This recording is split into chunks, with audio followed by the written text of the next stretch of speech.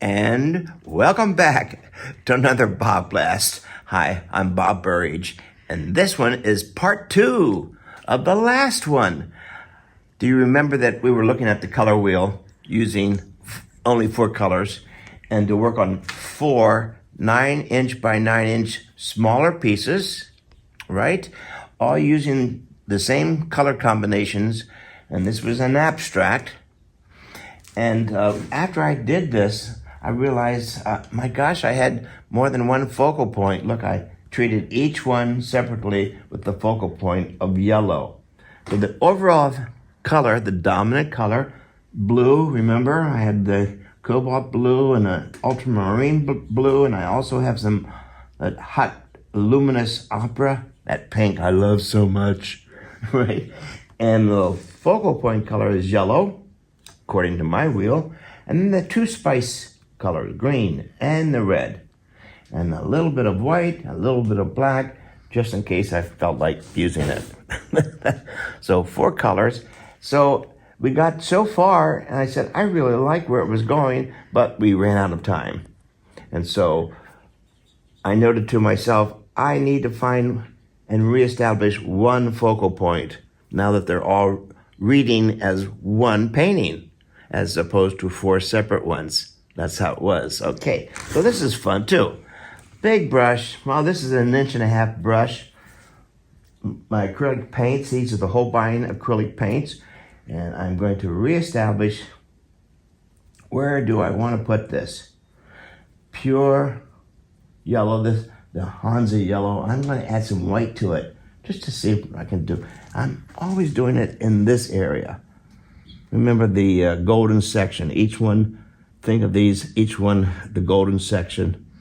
And so this one, I'm going to go right into here. Can't miss that. Can't miss that. Nice, beautiful color. Look how solid this is. It's beautiful. Yummy, too. And adding a little bit of white to this kind of kicks it around more. It's more painterly. Okay, and again, I like to scrape in here while it's still wet, using the other end of my brush, because I am going to be doing expect to do a lot of drawing in this. Now, I don't want to put the same color over here. Look where your eye goes, it bounces over here. So I will put it somewhere else, just to hold it all together, but I tone it way back. See, at least I have some yellow there. But your eye's still going to go here. And just for pure yellow. And you can't miss it. All right, now let's get back to the dominant color. If you remember, I was doing it with a paper towel. I love my paper towel. There we go. Wet the paper towel just a little bit. Go back to the dominant color, which was this blue number 1, number 2. Add a whole lot of white to it. I want to add lots of white to it. There we go. Now I'm painting it to pull it all together. Okay, so we'll let the focal point dry right now and come back in and start working on the dominant color. Get it back there again.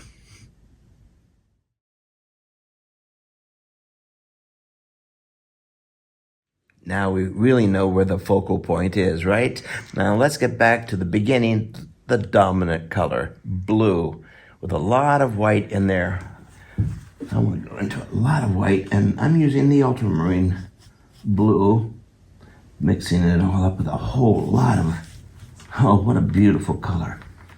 Ooh. Oh gosh. Look at that, beautiful. Ooh, I like some of the stuff that's happening. And again, I'm going to work on all of them so they start to read as one. And also reestablishing this color. Toning down this. See, I know it's there, but it's not drawing attention to itself as much. Boy, this blue, this ultramarine blue with a little bit of that opera. Oh, in there. And now a whole lot of white. Here we go, coming down into here. What a beautiful color. Some interesting shapes are emerging. I like this. Maybe too much. There we go. Oh, this is nice. Again, work on all of them all at the same time. There we go, much better. I like how they're connecting. Let's come back into here again. More bluish. Yeah, get back this blue. I'm gonna connect it here. Like that. You see? So at least there's a reason why I'm doing what I'm doing. I don't think too long or hard on it. I don't want to get too cerebral here. God knows I don't want to get cerebral. There we go. But I do like all these little things that are happening. Some little shapes sound like shapes. Like things floating in space. This is a good example of don't give the viewer all the pieces of information. No problem there. You see where I'm going. I'm simplifying an awful lot of the shapes and turning some things really into the shapes. Floating around, making it interesting. I'm going to go back up here to the focal point blue. Mix up a little more blue. A batch of a little more blue. Gosh, making that blue darker. By making it blue darker, it makes the lights lighter.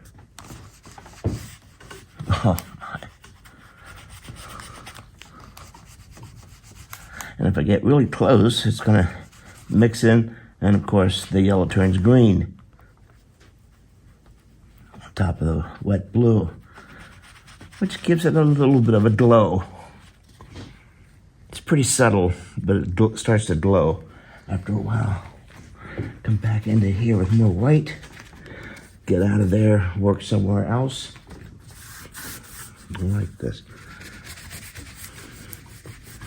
A little bit of red. I do like that little bit of red there, and that is going to be one of the spice colors.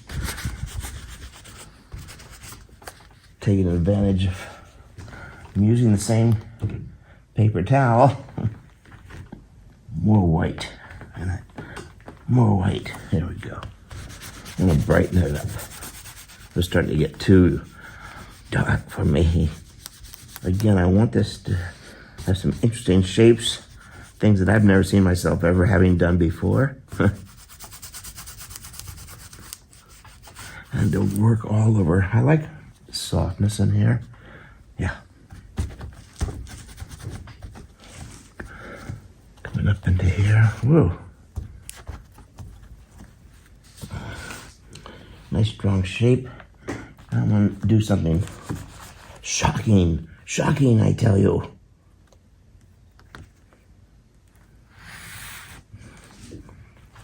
Yeah. Come back up over here. Relates a little bit, so it's not all by itself. And there it is again, but toned back. I do like it over here. I'll tone it back though. Most of the colors are solid. I don't have too much drawing into them yet. Just wanted to point that out. I do like to draw into this a whole lot.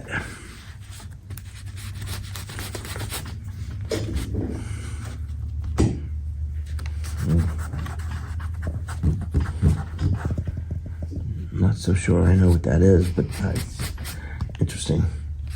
Okay, we'll let that dry, and then we'll start focusing on the two spice colors.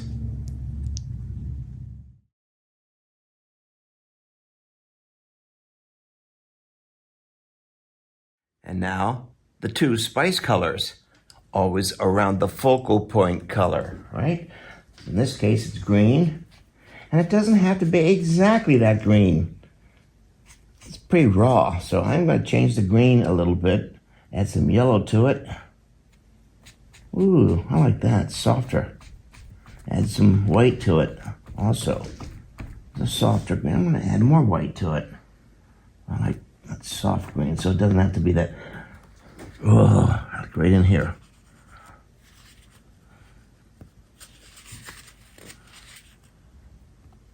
Just enough. Just enough, and without taking it too far away.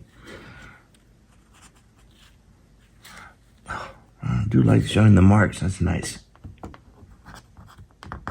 Uneven edges kind of picks up the same scratchiness technique here all over. I like that. So that's the green spice color. See, it doesn't have to be exactly the green that's on the color wheel. That's just to tell me that's the color I want to use. I add some, tone down this red a little bit too. More of a neutral. The way you make a neutral is you mix two opposite colors. In this case, happens to be green. Turns into a yucky color. And that's when you come in with lots of white. It turns into the most beautiful neutral. That then I then bring the red back in on top of it. It just makes it pop. Yeah, it's nice. It's kind of a khaki color. And I can add more red to it. There, that's the red I'm going to be using. More of a neutral red, not right out of the tube. I like this. Okay, over here, and again, always somewhere near. Now, it's weird, isn't it? I like it. Down into here, keep all the reds over here. Just a little bit over here. Now I'm going to, oh, that's nice, I like that. Ooh. Finishes out. It makes a nice finish. An ending to that big shape. That's nice. Now this is where I'm going to come in with my pencils. Again, I'm going to do some more drawing. This seems to have an interesting, whoa, something's going on over here. Again, drawing. It ties, the drawing helps to tie it all together also. That's nice, I like that. This color happens to be blue-ish.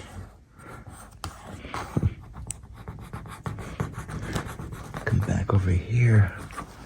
This is pure black. Boy, it's like something's flying up inside of here. Oh, I like it. And look at this blue. Who doesn't like blue?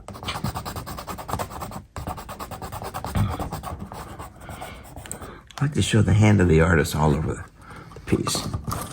Let's get another black. Oh, yeah. It's nice energy going from here to here. I might bring some of that energy back and tie it in just a little bit.